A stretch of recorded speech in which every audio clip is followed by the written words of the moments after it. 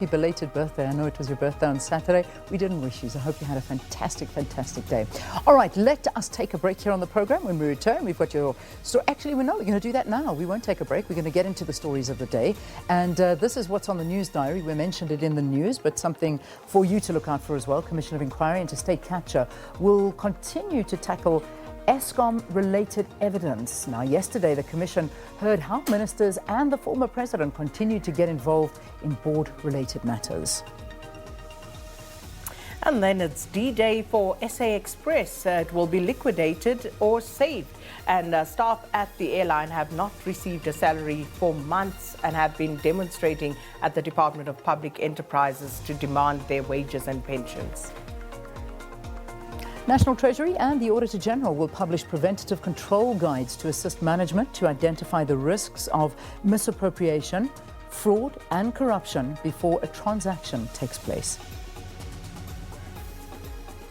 And National Treasury and the Auditor General will publish preventative control guides, to assist management to identify the risks of misappropriation, fraud and corruption before a transaction takes place.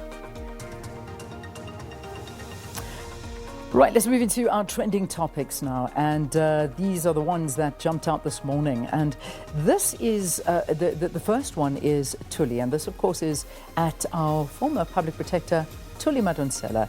And this is something that has been carrying on for, I think it's almost going on for 2 days now, and it's pretty much on the back of what happened during the clicks debacle. She put out a tweet, and the EFF were not happy with what she was saying. And I think what happened was that Semenya and Glozi, as well as he commented on what she had to say. I'm trying to get the tweet up just so that I can quote it correctly. I don't know if, Sakina, you've got the tweet in front of you. That kind of got Thuli into the situation. Actually, don't have the actual tweet, but it was basically Glozi telling Thuli Madonsela to go to hell.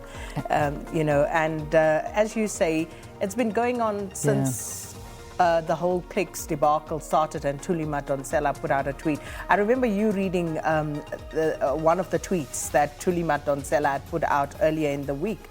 And so there have been more tweets from Thuli Madonsela since then around this particular debacle. And she got obviously dragged into this as a result of her tweets. Mm-hmm. And then the EFF responding to it, Dozi, Floyd Chibambu, and of course members who support the EFF as well. Yeah, so these are the tweets. I've managed to, while you were chatting, I managed to find it. So the kind of phrase that Thuli used was unconscious bias, and this did not sit well with a lot of individuals saying, hang on, this is not unconscious bias. You can call it what you want, but don't call it that. So what happened then was Mbuyiseni Ndlozi replied and said, find the nearest hell, Thuli. When you get there, you know the cerebral thing to do. We need no approval from your coconut logic. Protest is the constitutionally right thing to do when authorities do not punish racism. Black lives matter, and we stop racism before it kills black. So that was the whole thing, and this was in response to Thuli Madonsela, Professor Thuli Madonsela, saying, in my view, the clicks case, Black Hair Matter, is a textbook case of unconscious bias.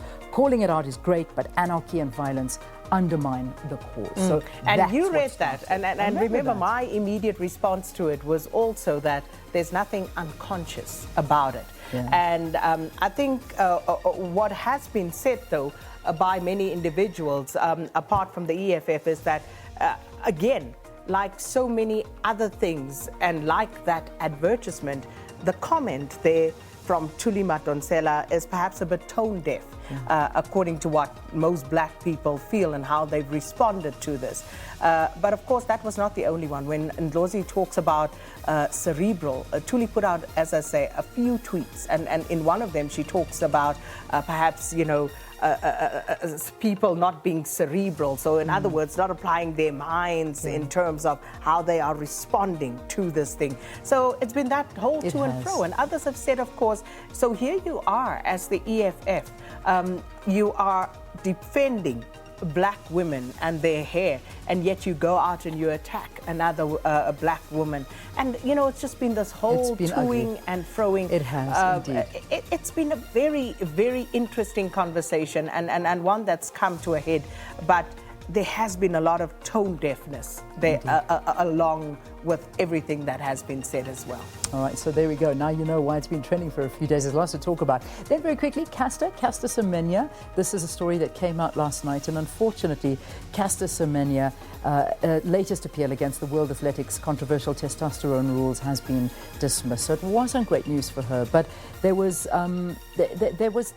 a tweet coming from her, and this is something that I think a lot of people have taken up, and she has said, "Chills, my people. A man can change the rules, but the very same man cannot rule my life. What I'm saying is that I might have failed against them. The truth is that I have won this battle long ago. Go back to my achievements, then you will understand. Doors might be closed, not locked." So that's the response from Caster. Good on you, Caster. And I think we should all take our cue from how Caster is dealing with this. And for one thing, what's been great is how South Africans have stood behind Caster in this particular fight. Mm-hmm. And finally, hashtag Kardashians. You didn't want to talk about them. And that's the exact reason I wanted to talk about them, because they have just for 20 years, we have been subjected to them, getting married, doing this, doing that. We've not been no, I subjected lied. to it. 14 years, not 20 years. You chose to watch this. You chose to be a voyeur and look into the lives of the Kardashians and keeping up with the Kardashians.